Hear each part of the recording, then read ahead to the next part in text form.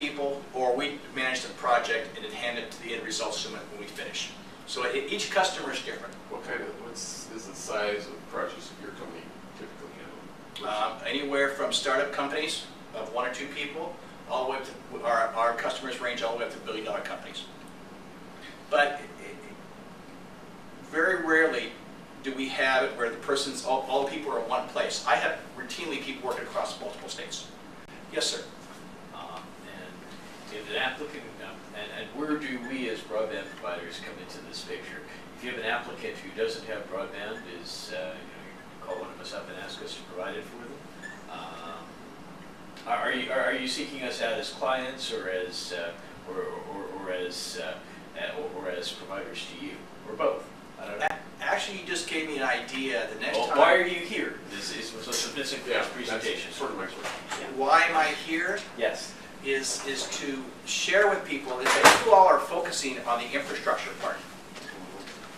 But we also sometimes have needs. Well, I appreciate that. We'll help you with that. We can help you with the outsourcing part. The reason why I was asked to come and speak here is that everybody's focusing on the infrastructure part, but who is focusing on the human part? You lay fiber for 1,000 people. Okay, now 1,000 people have broadband. What happens? What happens next? Your job's done. Okay. Oh no. Okay. Who's going to teach these people? Who's going to teach these people how to use the internet?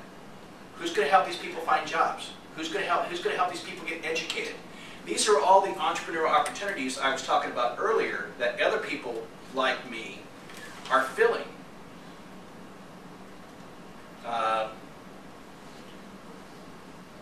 All this needs to be done.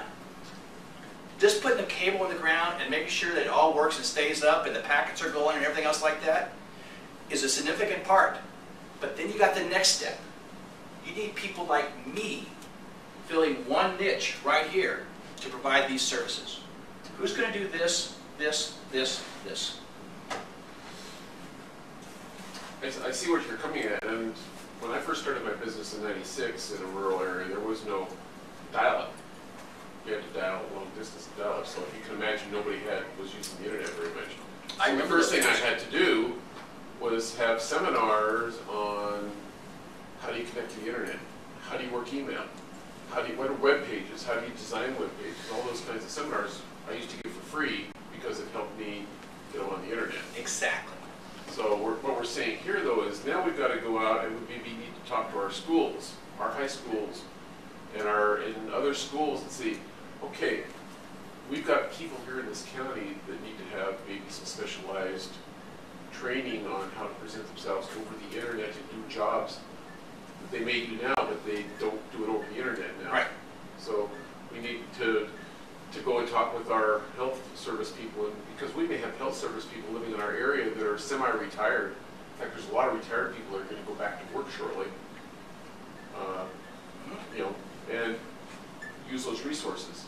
Or have people like Alex, if I just may tie to your earlier question, Alex creates e-commerce templates that makes it easier for the local mom and pop store, which was selling rawhide jackets or boots or whatever it is, to be able to now sell worldwide through e-commerce. Somebody's got to teach them how to use a simplified CMS. E-commerce is something that the ISPs are already doing through web hosting and starting with brochureware. Right. I do see a new business, though. The new business is that I've got a bunch of small businesses.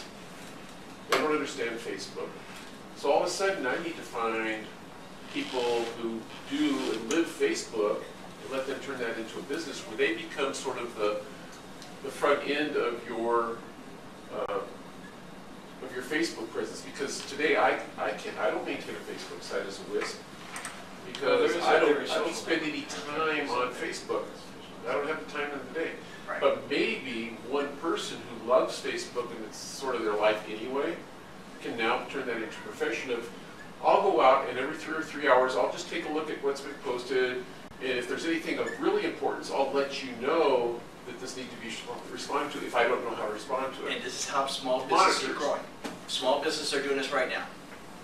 Yes, sir. Okay. Yes, sir. Like I said, I'm still trying to understand whether you want, whether you want us as service providers or customers. What sort of relationship you're seeking?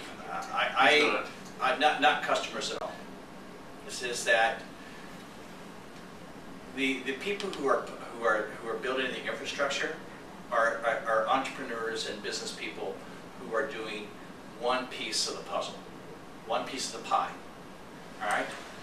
It's the rest of the pie, it's the rest of the things that need to be done that people need to start thinking about. And Alex, like you said earlier, ISPs now offer basically basic e-commerce, different things like that. What you said earlier about community colleges holding evening classes on how to do marketing, how to do Facebook, how to do all these different things like this, how to sell, how to create, Americans are entrepreneurs, all right? What happens if Nick gets the idea, that basically, hey, I want to start a business doing whatever, all right? He now needs a couple people. How does he find those people locally? All right, he's doing it virtually, where those people work from home. How does he get the management skills and the technologies to manage those people? This is the whole new market. A whole new market of people who are not all sitting in one building. You know, you mentioned you're in Colorado, right? Beautiful God country, Colorado, right? What if you run across somebody who's in Dodge, Kansas, who you want to hire or partner with and do work with? How do you work with that person? When you grow to 10 people, 20 people?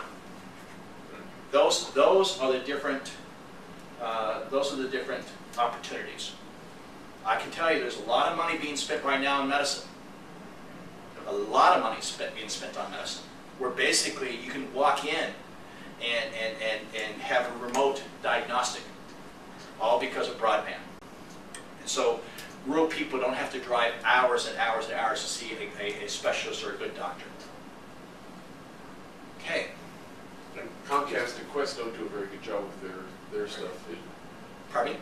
Comcast and Quest and companies like that don't do a good job of providing a good broadband experience, particularly for these types of solutions. Well, that's what you all are for. Okay, the competitive market. If you can do it better than them, beat them. To help us understand the variety of what you do, can you describe the variety that you're hiring? The variety of skill sets that you look for in your Describe some projects. Yeah.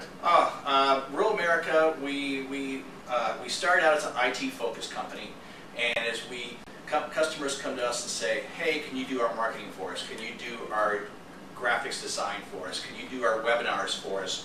Or if we run across people who say, hey, I've got this Lean Six Sigma skills. Can you put it to work? We turn around and go out to our customers saying, we now have this expertise. We're a matchmaker. We are basically a matchmaker. We match up projects with highly talented people. Can you name one recent project that you're proud of and that was? I have numerous. Yeah, but that's what a company needed a mobile app, a web-based mobile app. We designed that for them. A company needed their brand and marketing materials put together. We put that together for them. We have a new service, which is not on the website, but it's going up shortly, which we call Disaster Project Recovery, where companies have outsourced overseas with dismal results. They now come to us and say, fix this for us. So we have taken a company who is virtually about ready to go out of business. We come in there, throw the people and management into it, get their product back on track, get their customers happy, different things like that. We do graphics. Think of all the things that businesses outsource. We do a lot of those different types of services. If you go to our website, all our services are there. The range of different services we're adding every few months. We add more. But still, the predominance of our business and predominance of the whole onshoring industry right now is IT. That was the initial need. Okay? And with that, anything else? Good. Thank you, everybody. Hope you enjoyed it. Thank you. My email is in the